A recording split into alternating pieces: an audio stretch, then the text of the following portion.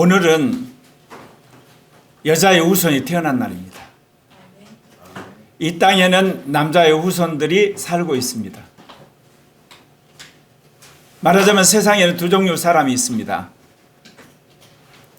하나는 남자들의 후손이요, 하나는 여자의 후손입니다. 남자의 후손 여러분도 아시겠지만 아담의 후손들을 말합니다.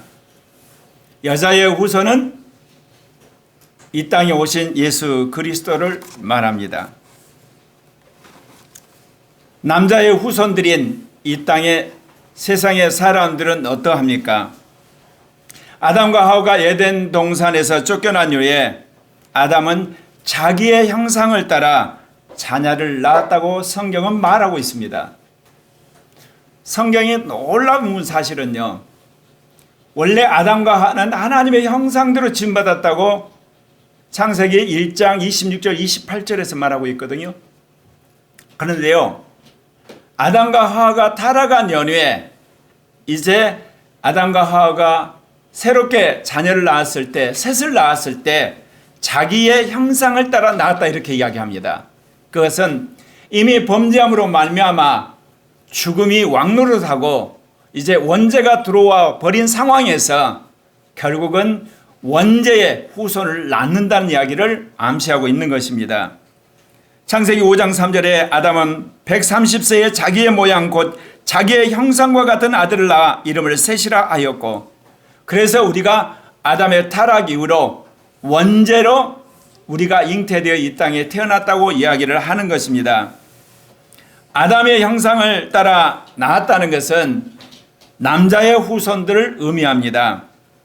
남자와 여자가 만나서 결혼을 하고 자녀를 낳으면 아들 아니면 딸입니다.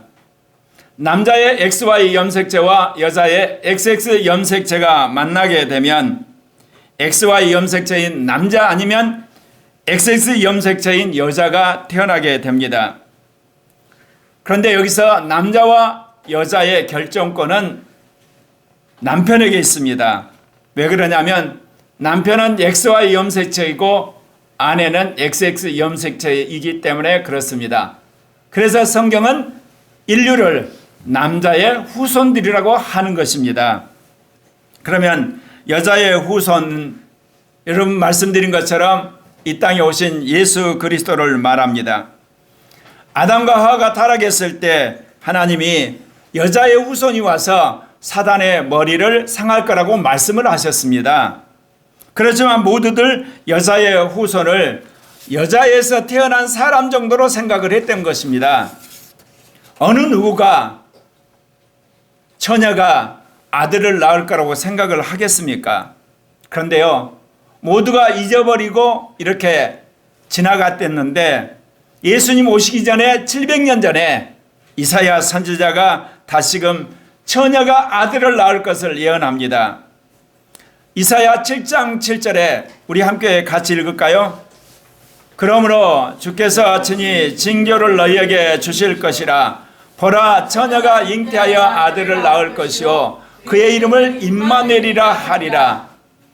하나님께서 이사야 선지자를 통해서 이 땅에 메시아가 오는데 그 메시아는 처녀가 잉태하여 낳은 아들이라고 이야기를 하는 것입니다.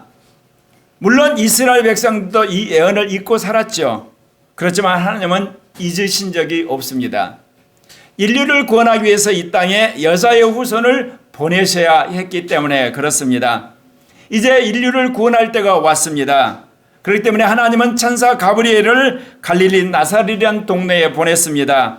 다름 아닌 처녀 마리아에게 주님의 계시를 전하기 위해서 그랬습니다. 마리아는 요셉과 약혼한 사이였지만 아직 동거하지 않은 처녀의 몸이었습니다. 가브리엘 천사가 마리아에게 들어가 이런 이야기를 합니다. 은혜를 받은 자여 편안할지어다. 주께서 너와 함께 하시도다. 이 말을 들은 마리아가 깜짝 놀랍니다. 자신이 이런 천사의 방문을 받고 이런 축복의 말을 받을 합당한 사람이 아니라고 생각했기 때문에 그렇습니다. 그래서 이런 인사가 어찌함인가 생각하며 깜짝 놀랍니다. 그때 천사가 이렇게 이야기합니다. 마리아여 무서워하지 말라. 내가 하나님께 은혜를 입었느니라. 그러면서 누가복음 1장 31절에 이제 천사가 하는 이야기가 있습니다. 함께 같이 읽겠습니다. 보라, 내가 잉태하여 아들을 낳으리니 그 이름을 예수라 하라. 기가 막힌 이야기입니다. 비록 요셉과 약혼을 했지만 동거하지 않는 상태인데 어떻게 처녀의 몸에서 아들을 낳을 수가 있겠습니까? 그런데 천사가 덧붙여서 예언을 합니다. 그가 큰 자가 되고 지극히 높으신 이의 아들이라 일컬어질 것이요 주 하나님께서 그 조상 다윗의 왕위를 그에게 주시리니 영원히 야곱의 집을 왕으로 다스릴 것이며 그 나라가 무궁하리라. 마리아가 천사에게 말합니다. 나는 남자를 알지 못하는데 어떻게 이런 일이 있을 수 있습니까? 물어보는 거죠. 여러분, 이 땅에 태어나는 모든 인간은 남자의 후손들입니다. 말씀드린 것처럼 남자와 여자가 결혼하여서 그 사이에서 자녀를 낳는 거거든요. 그런데 지금 처녀인 마리아가 약혼은 했지만 통과하지 않는 상태예요. 근데 어떻게 해서 아이를 임신하느냐 말입니다. 그래서 천사에게 그거를 다시 되물은 겁니다. 천사가 다시금 대답합니다. 성령이 내게 임하시고 지극히 높으신 이의 능력이 너를 덮으시리니 이름으로 나실 바 거룩한 이는 하나님의 아들이라 일컬리다. 성령이 임함으로 말미암아 너가 아들을 잉태할 것이다. 그리고 그 아들은 거룩한 하나님의 아들이라 일컬어질 것이다. 그러면서 이제 마리아에게 믿음을 북돋기 위해서 구체적인 사례를 이야기합니다. 너 친척 엘리사벳도 나이가 늙어서 할머니였지만 그리고 하나님께서 역사해서 아들을 임신하지 않았느냐. 그러니까 이 마리아가 어때요? 할머니 할아버지 사이에서 아이가 임신한 걸 보고 믿음이 조금 올라온 거예요. 그러면서 무슨 이야기를 하냐면 하나님의 모든 말씀은 능하지 못하심이 없느니라 그렇게 천사가 이야기를 하죠. 그러니까 마리아가 뭐라고 이야기합니까? 누가복음 1장 38절에 마리아가 기가 막힌 이야기를 합니다. 이게 바로 예수님 오실 때까지 교회사에서 두고두고 칭송받는 믿음의 여인 마리아의 이름이 되게 되는 겁니다. 누가복음 1장 38절 같이 읽겠습니다. 마리아가 이르되 주의 여종이 오니 말씀대로 내게 이루어지다매 천사가 떠나가니라. 사랑하는 형제 자매 여러분, 이 땅에 예수 그리스도가 오심에 있어서 주님은 에덴 동산에서부터 수없이 예언을 했습니다.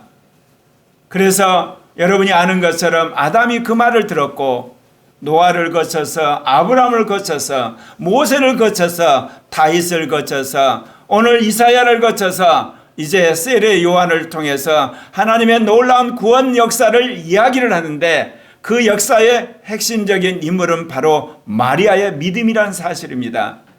예수 그리스도가 이 땅에 오심에 있어서 성령이 아무에게나 임해가지고 임신하게 한 것이 아니라는 거예요. 요셉과 마리아는 주님께서 약속하신 메시아가 올 것을 믿었댔습니다.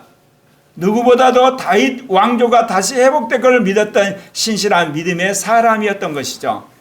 그러니까 하나님께서 이제 구원의 때가 이름에 이스라엘 가운데 정말 당신의 경륜을 이룰 그런 약혼자 그리고 약혼녀를 찾았던 겁니다. 왜 약혼자가 필요하냐면 여러분, 처녀가 임신을 해버렸다는 소문이 들게 되면 어떤 일이 벌어지겠습니까? 이스라엘에서 간음한 사람은 돌로 쳐 죽이는 겁니다.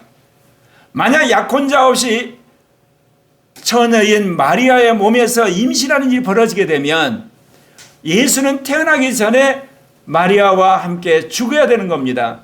그래서 하나님의 놀라운 경륜은 요셉이라는 남자와 마리아라는 여자가 약혼남이 되고 약혼녀가 돼서 서로가 약속을 하는 상황에서 하나님께서 놀랍게 동거하기 전에 마리아의 태를 열어서 예수가 태어나게 하게끔 하나님 섭리하신 것입니다.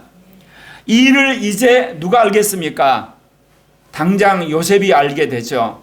결혼식도 올리지 않았는데 그리고 같이 동침도 안 했는데 어느 날 마리아의 배가 불쑥 이렇게 불러진 거예요.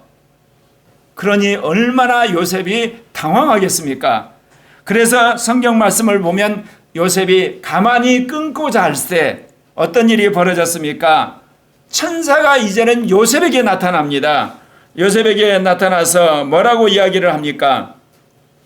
이 일을 생각할 때에 주의 사자가 현몽하여 이르되 다윗의 자손 요셉아 내 아내 마리아 데려오기를 무서워하지 말라. 그에게 잉태된 자는 성령으로 된 것이라. 하나님께서 잉태함에 있어서 먼저 마리아를 방문했고 마리아가 그걸 믿었을 때 마리아의 태를 열어서 예수가 잉태가 됐습니다. 배가 불뚝한 마리아를 보면서 요셉이 도저히 안 되겠다고 생각해서 조용히 끊으려고 작정을 한 겁니다. 만약에 요셉이 정말 지혜롭지 못한 남자였다면 어떻겠습니까? 요셉과 마리아 파혼하고 소문을 동네방네 다니면서 이야기했겠죠. 세상에 이럴 수가 있느냐? 나고 약혼했던 마리아가 임신을 했다.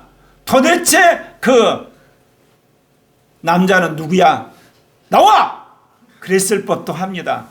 그런데 요셉이 조용하게 파혼을 하기로 작정을 한 거예요. 이제 파혼하게 되면 어떻게 됩니까? 말씀드린 것처럼 마리아는 알지 못하는 외간 남자와 관계를 맺어서 아이를 임신한 그야말로 불륜을 저지른 음란한 여인으로 찍히게 되는 거고 동네 어귀에 끌려 나와서 돌무더기 되어서 죽게 되는 겁니다. 예수는 이 땅에 인간으로 태어나기 전에 이제 뱃속에서 죽어야 될 운명일 때 하나님께서는 천사를 보내가지고 요셉에게 그 이야기 한 겁니다. 너가 보기에 참 기가 막힌 일이 벌어졌지만 그거는 성령으로 잉태된 것이다. 그러니까 그 아내 될 마리아를 데려와라 그렇게 이야기를 한 겁니다. 말하자면 예수는 요셉의 양아들이 되는 거죠. 그렇게 주님께서는 그 모든 절차를 숨기신 거예요. 세상 사람들은 요셉과 마리아가 결혼해서 예수를 낳았다고 생각하지 마리아가 처녀의 몸으로 성령으로 잉태돼 가지고 예수를 낳았다고 생각하겠습니까? 그러면서 요셉에게 주님이 하신 이야기가 있습니다. 마태복음 1장 21절입니다. 아들을 낳으리니 이름을 예수라라. 이는 그가 자기 백성을 그들의 죄에서 구원할 자이심이라 하시니라. 아예 아들의 이름까지 주님이 가르쳐 주셨습니다. 그러니까 마리아에게도 예수의 이름을 가르쳐 주고 그리고 요셉에게도 예수의 이름을 가르쳐 주므로 그 예수의 이름이 심상치 않는 한마디로 자기 백성을 구원할 자인 것을 주님께서 마리아와 그리고 또한 요셉에게 확실히 가르쳐 주신 것입니다. 사랑하는 형제 자매 여러분, 이렇듯 예수는 여자의 후손으로 오신 것입니다. 지구상에 태어난 모든 사람들은 남자의 후손들입니다. 근데 여자의 후손이 이처럼 오신 이유는 이 땅에 사는 남자의 후손들 모두가 죄인인데 그들을 구원하기 위함인 것입니다. 그리스도 예수께서 남자의 후손으로 오시지 않고 여자의 후손으로 오신 이유는 분명합니다. 남자의 후손들은 아담의 후손으로서 모두가 원죄를 가진 자로서 태어나 죄를 짓다가 멸망으로 가게 되어 있습니다. 그러기에 남을 남의 죄에서 구원할 수도 없고 자기도 자기 죄에서 구원할 수 없는 참으로 멸망의 길을 갈 수밖에 없는 것이 남자의 후손들의 운명입니다.